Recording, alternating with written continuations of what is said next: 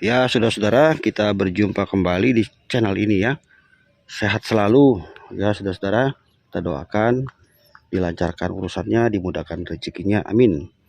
Nah, saudara-saudara, video kali ini kita akan buatkan satu video baru ya, tutorial cara kita mengganti kopling set ya, kopling set untuk mobil manual. Nah, saya contohkan di sini mobilnya ini L300 ya. Oke, jadi di sini saya jelaskan terlebih dahulu buat saudara yang punya mobil manual. Kenapa sih koplingnya harus diganti? Yang pertama, umum sekali itu karena tipis ya, tipis dan mobil sudah tidak ada tenaga. Itu ada namanya kanvas kopling yang tipis. Ini contohnya ya, coba kita lihat. Nah, ini contohnya.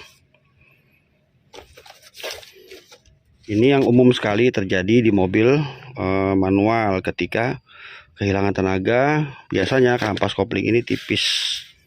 Nih, jadi ini sudah habis ya kampasnya, jadi mobil kehilangan tenaga. Itu sebabnya harus ganti kopling atau harus turun kopling, istilah bengkel. Lalu yang berikutnya adalah mobil masuk pindah gigi susah. Ya, kopling sudah injaknya habis mentok, oper gigi susah ya. Itu juga salah satu sebabnya dari sini. Ya, permasalahannya dari matahari ya, atau dari the crop. Nih, bisa ada kerusakan di sini. Ya, bisa juga ada kerusakan pada bagian deklaher. Jadi ini saya jelaskan dulu alasan-alasannya kenapa harus kita ganti kopling. Sebelum kita pada tutorial ya. Saya juga karena rusak di sini. Kemudian menginjak kopling ada terdengar suara kasar. Saat injak kopling suaranya krrrr. Kita lepas koplingnya, suara kasarnya hilang. Ini saat mesin hidup ya. Jadi begitu mesin hidup, kita mengopling ada suara kasar. Kita lepas, suara kasar hilang. Kita tekan kopling lagi, kasar, lepas, hilang. Tapi gigi tetap bisa pindah. Itu gejala dari sini. Kemudian bisa juga ciri-ciri mesti ganti kopling itu ya, atau kanvas kopling set. Itu pedal kopling kalau kita injak kaki kiri kita itu pegel, jadi berat, itu terasanya berat. Ya, jadi itu ciri-ciri ya, saudara, seperti itu. Lalu kalau teman-teman pernah ngalamin ya, pas kita injak kopling, mau kita lepas, masuk gigi satu, lepas kopling tanggung, terasa getar ya, duduk-duduk jadi bergetar gitu di mobil itu. Gak enak maju mundur. Nah, ini di sini nih masalahnya. Nah, itu ya. Jadi ntar saya akan jelaskan lagi ya, saudara-saudara, seperti apa biar lebih jelasnya. Jadi simak video ini sampai selesai ya, teman-teman. Mudah-mudahan bisa membantu bagi teman-teman yang belum paham, biar bisa jadi paham ya, seperti itu. Misalnya kalian ganti the crop tapi kanvasnya nggak diganti, nanti beberapa bulan rusak, bongkar lagi. Tapi kalau misalnya diganti semua barang, itu ada 3 item dia ya. Jadi yang disebut kanvas kopling set itu seperti ini: the crop, kanvas kopling, sama deklaher. Ini satu set. Nah, ini yang umum sekali harus diganti, dan bengkel selalu menyarankan seperti itu. Dan biasa sebaiknya teman-teman menggunakan part yang original ya, supaya kualitasnya bagus dan bisa bertahan lama ya pemakaiannya. Jadi bukan yang abal-abal. Oke, sekarang kita akan masuk pada tutorialnya bagaimana cara mengganti kopling pada mobil manual. Oke, kita pastinya menyiapkan kunci-kunci ya, umum aja, tang obeng 7, kunci 17, 14 ya. Umum saja, kalau ada kunci sok nggak apa-apa, kunci 10 dan lain-lain. Nanti jangan lupa lepas dulu kabel aki 1 ya, karena kita akan melepas dinamo starter kan. Nah, lalu kita coba masuk ke dalam kolong. Nah, kalau mobil yang putaran belakang, contoh seperti ini ya, L300, T120 SS, Suzuki Futura itu, dan mobil Kijang, Panther tuh sama ya, Innova, jadi putaran belakang itu sama. Ini saya kasih contoh dan tidak akan jauh beda ya. Beda kalau putaran depan. Kalau putaran depan kita mesti bongkar di bagian depan. Kalau ini kita fokus ke belakang aja semua. Nah, kita dongkrak salah satu bannya seperti ini. Giginya kita netralkan, hand rem kita turunin ya, rem tangan turunin, baru kita lepas lepas askopel dulu. Ini contohnya ya. Nah, di sini kan ada askopel nih. Nanti kita copot dulu ya. Ada 4 baut nih. Kenapa didongkrak bannya begini? Supaya kita bisa leluasa, agak diputar gini. Terus tempat yang datar ya teman-teman. 1, 2 kita copot ini pakai kunci 14. Ada kontramur nih. Jadi mobil kalian kalau nggak sama, intinya kita lepas dulu join kopelnya. Ada kabel speedometer. Oke. Kemudian teman-teman bisa terlebih dahulu membuang dulu oli transmisinya. Cari gearboxnya mobil kalian apa nih, cari pembuangannya, buang dulu ya oli transmisi. Kalau ini kan ada di sini L300 di bawah, kita buang dulu supaya nanti pada saat ini diturunkan transmisinya olinya nggak tumpah. Karena kalau dicabut as joint couple ini ya pasti tumpah di sini olinya, kan sayang. Jadi kita wadahkan dulu. Kemudian kita melepas master kopling. Yang menggunakan master kopling seperti ini kita copot. Ya, ini ada 2 baut di sini, kita lepas. Ini saya jelaskan dulu ya. Kita turunkan ini ya. Kemudian tali persneling ya kita copot, ada ring sama spi. Disesuaikan mobil teman-teman apa ya, jadi copot aja. Nah, setelah itu kita harus memposisikan dongkrak di bawah sini ya. Jadi mesti pakai bantuan dongkrak untuk menahan. Ya, kalau teman-teman mau mengerjakan sendiri bisa. Ya, tapi sebaiknya berdua. Ya, berdua orang. Setelah itu cari switch mundur. Ini ada switch mundur. Ya, ada kabel, lepas soket kabelnya saja. Switchnya biarkan tetap di sini. Nah, lalu setelah itu kita melepas bagian pengikat antara transmisi dan mesin. Lepas semua baut yang ikat antara transmisi dan mesin. Ya, jadi kita buka semua. Nih yang sini di atas ya. Semua keliling muter termasuk dinamo starter nih kita lepas. Nih ada baut juga kan atas bawah nih dinamo starter. Ya seperti itu ya teman-teman. Dan baiknya mobil dalam kondisi dingin supaya kita aman mengerjakannya di kolong. Ya seperti ini ya teman-teman. Ini olinya kan udah saya tap ya. Jadi kita wadahkan seperti ini. Kalau misalnya teman-teman nanti udah tap olinya, kalau sekiranya olinya perlu diganti, nanti kita ganti sekalian yang baru. Ya kan, bisa jadi ini udah waktunya ganti. Oke, lalu ini couple-nya ya, joinnya. As couple. Ini ada 4 baut ya semuanya. Ini contoh bautnya, ada double mur ya, kontra mur seperti ini. Ada ringnya, kuncinya 14 sama 12. Kalau L300, L200 Mitsubishi Kuda diesel ya, sama aja. Nah kita cabut, kita keluarkan ya seperti ini. Nah kalau udah begini aman ya, nggak akan tumpah olinya karena sudah kita tap. Kalau nggak nanti oli tumpah keluar dari sini nih.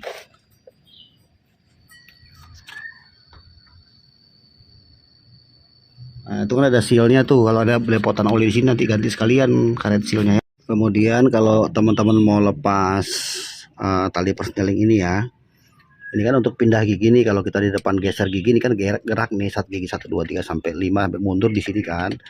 Ini lepas ada 2 baut nih kan. Di sini ada spinya nih. Ini nggak usah dibuka, biar simple. Ini buka ini aja nih. Ini satu lagi yang atas ada 2. Nih. Nih ya. Itu 2 buka bautnya, baut 14. Lalu ini kita tinggal dorong pakai obeng bisa, pakai tang bisa. Ini ada spi di sini nih. Yang ini nih. Ya, tapi jangan sampai hilang ya, Bro. Karena kalau nanti ini hilang repot. Nih, dia ada ring sama spinya seperti ini. Ya, ini kita pisahkan. Kalau bisa teman-teman diwadahin aja ya supaya jangan hilang. Nih, jadi begitu ya. Kita buka dua-duanya, ini kiri kanan. Baru buka ini, baru ini kita pisahkan dari transmisi ya. Kita geser ke sini. Setelah itu kalau udah lepas, kita copot master koplingnya ya, yang ini nih ya, pakai kuncinya 14 sama kayak tadi. Buka pegangan untuk ini ya, yang tadi itu pakai 14 juga ya untuk pegangan dudukan tali persneling. Nih ini master koplingnya. Kalau ini mumpung teman-teman mungkin lagi bongkar ya, kalau di sini ada rembes-rembes nih, ini berarti bocor ya, sekalian aja perbaiki. Bisa mengganti seal master kopling bawah atau ganti 1 set kalau rumahnya masih bagus. Nih posisikan dongkrak seperti ini ya, dongkrak di gearbox. Ini udah ya, kita pisahkan. Nah kemudian di sini kan ada dinamo starter nih ya. Ini kita buka yang atas pakai kunci 14 ya, terus sampai ke sana, terus 14 keliling muter sampai ke bawah ini. Untuk melepas kabel speedometer ini ya, ini diputar di sini aja nih. Nih, kalau ini masih keras bisa putar pakai tang dulu ya. Ini kabel speedometer. Kalau speedometer nggak jalan, kabelnya biasanya putus. Ini nanti masangnya juga harus sampai ngeplak ya, karena ada coakan di sini ujungnya tuh. Jadi kalau masang lagi mesti masuk ya ke sini. Ini ceweknya, ini cowoknya. Ya ini kita pisahkan seperti ini. Ya. Nah coba lihat, demonstratornya udah kendor kan ya, biar aja begitu. Ini bawa pakai baut 10 ya, sama yang sebelah kanan sana kita buka. Oke. Terakhir mounting ya, engine mounting atas ini nih. Ini ada engine mounting di atas pakai kunci 14, kita buka nih buat tahanan si gearbox ini ya. Nanti kita buka engine mounting biar ini turun ya teman-teman. Kalau misalnya sudah lepas ya mountingnya seperti ini ada dua ya teman-teman, di sini satu, di sini satu ya. Nanti kalau karet mountingnya itu pecah, kalian ganti sekalian ya. Lalu untuk ini kabel switch mundur adanya di sini ya. Ini ada soket 2 kan nih, ini kita lepas, kita pisahkan ya. Nanti ini ngikutnya ke gearbox waktu gearboxnya tuh turun. Nah di sini bautnya udah lepas semua bro ya. Jadi pastikan semua bautnya sudah lepas.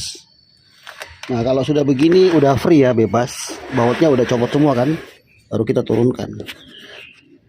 Nah untuk nuruninnya itu ya turunkan dongkrak lalu kita geser pelan-pelan sampai ini lepas. Kalau teman-teman kerjakan sendiri, kalau saya biasanya saya posisikan lutut saya di sini ya buat nahan, jadi dia imbang turunnya. Jadi ditarik ke belakang mundur, udah mundur baru kita turunkan. Nah seperti ini ya saudara-saudara ya. Ini semua bautnya kita buka ya. Baut 12-nya kita copot semua ya. Ini buat teman-teman pemula kalau mau mengerjakan begini butuh sabar dan teliti ya. Kita lepas semua bautnya ya. Saya di sini mengerjakan pakai kunci ring aja sama kunci sok aja yang normal-normal aja ya teman-teman. Ini. Nanti ntar saya jelaskan ya kenapa di sini kita harus cek kondisi flywheelnya. Karena saya di awal tadi sudah jelaskan kalau kita lepas tanggung itu kan kopling suka bergetar. Kalau penyakitnya seperti itu secara umum masalahnya ada di bagian roda gila yang sudah kemakan ya, jadi nggak rata dia. Jadi pada saat kita lepas nanggung itu si kanvas kopling kan mulai berputar. Nah kalau dia ketemunya nggak rata pasti dia derdek gitu, makanya jadi timbulnya tuh digetar gitu. Oke coba kita keluarkan ya kanvas koplingnya. Ini mataharinya. Nah ini tuh saya jelaskan dulu ya bro. Di sini tuh nggak boleh miring ya. Nih yang ini nih. Ini maksudnya nggak boleh gelombang. Ini nggak boleh bergelombang nih. Ini kalau di sininya gelombang, bisa dipastikan waktu ngopling tanggung di sini, nah, dia akan redek nih. Dedet akhirnya timbulnya mobil bergetar. Jadi di sini harus rata. Jadi kalau misalnya sini pas teman-teman buka bergelombang, ini mesti dibawa ke bengkel bubut ya. Ini dibubut dulu nih, ratakan. Ya, kemudian kalau di sini retak-retak gitu, itu percuma dibubut, mesti cari copotan aja atau beli baru. Nah, ini kan yang lama ya, teman-teman. Miring ya. Jadi di sini tuh dredek nih. Makanya kenapa ini saya bongkar, saya ganti karena dredek ya. Jadi mobil tuh dibawa jalan tuh getar. Jadi bukan karena kopling tipis saja ya, masalahnya ini juga nih ya, diafragma nih. Nah kemudian kadang-kadang kampas kopling sini udah goyang pernya, dan di sini tuh nggak boleh basah ya teman-teman, seperti itu. Nah, kita lihat yang baru ya, yang baru kan ya.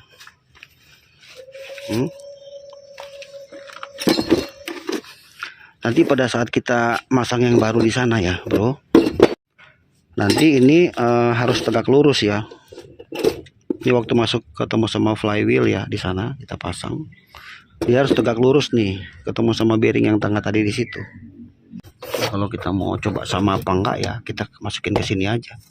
Dia harus masuk ini bro, sini bro. Nah gitu ya bro.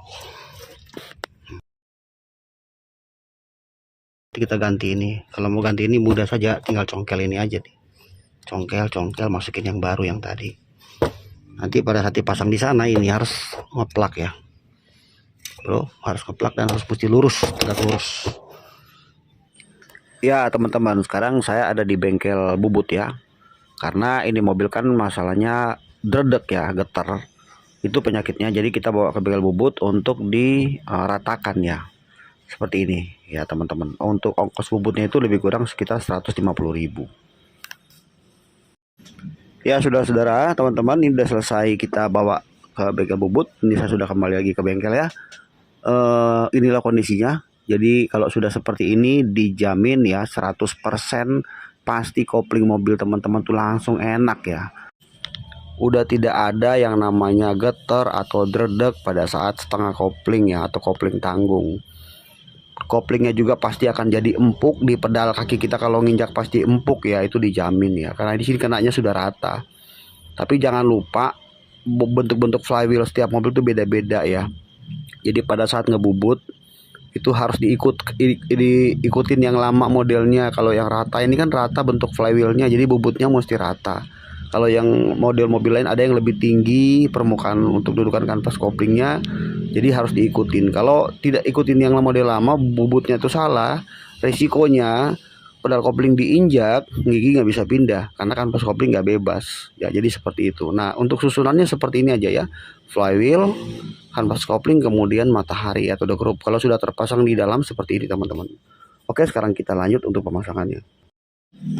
Kemudian jangan lupa pada saat sudah terpasang semua, ini harus tegak lurus ya, sudah saudara ya. Ini coba contohnya seperti ini. Kalau miring nanti nggak bisa masuk transmisinya ya teman-teman. Seperti ini kalau udah terpasang ya teman-teman ya. Ini kalau udah kita kencengin, nanti bagian diafragma ini dia akan turun ke dalam gini nih. Kalau kita udah kencengin semua baut di sini nih ya. Lalu perhatikan jaraknya ya, antara kuku ujung ini diafragma sama bagian kanvas kopling ini nggak boleh nempel, harus ada jarak sekitar 2 cm nih sini. Kalau ini dia nempel ke sini, buka lagi teman-teman, berarti ini ada yang nggak beres ya. Bisa jadi ini yang nggak benar nih. SP jangan kerja 2 kali. Lalu ini mesti tegak lurus ya. Jadi supaya pada waktu masuk gearbox, transmisi itu langsung ketemu tengah-tengah, nggak boleh miring ya. Jadi ini jangan sampai nempel ya, karena ada kasus juga begitu ya, nanti malah jadi masalah, gigi nggak bisa pindah. Karena waktu kita ngopling kan ini mesti neken turun, kampas kopling baru bisa bebas. Oke ya, kalau udah begini ya kita tinggal kencengin semua bautnya, lalu kita naikin transmisi seperti tadi, seperti awal ya. Oke teman-teman, saudara udah selesai ya. Jadi ini saya udah potong videonya tadi ya teman-teman ya. Mohon maaf karena di sini hujan, posisinya juga saya susah, tapi ini sudah naik ya. Udah beres semua. Jangan lupa semua bautnya dicek, jangan sampai ada yang kendor ya, termasuk baut kopel ya. Pastikan semuanya kencang, semua terpasang ya teman-teman. Oke, sekarang coba kita tes. Oke,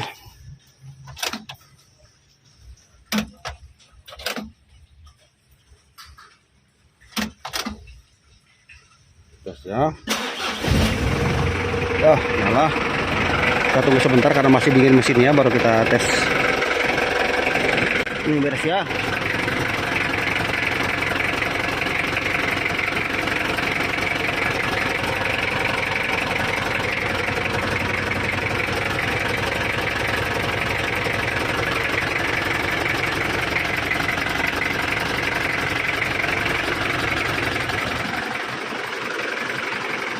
Coba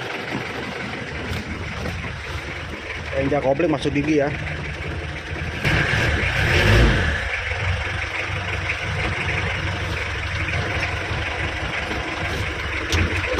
Wih, mantap. Ini koplingnya empuk banget koplingnya. Coba tes ya.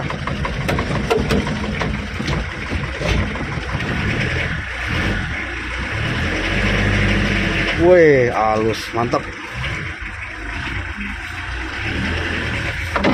Nah, ini getar-getarnya langsung hilang, udah nggak ada lagi getar-getarnya. Wih, langsung mantap, cakep. Hilang udah getar-getarnya ya. Kopling udah kemarin normal. Nah, jadi seperti itu ya saudara-saudara ya. Semoga videonya bermanfaat ya teman-teman. Terima kasih sudah menonton. Jangan lupa di subscribe teman-teman ya. Selamat menjalankan aktivitas. Thank you teman-teman, bye.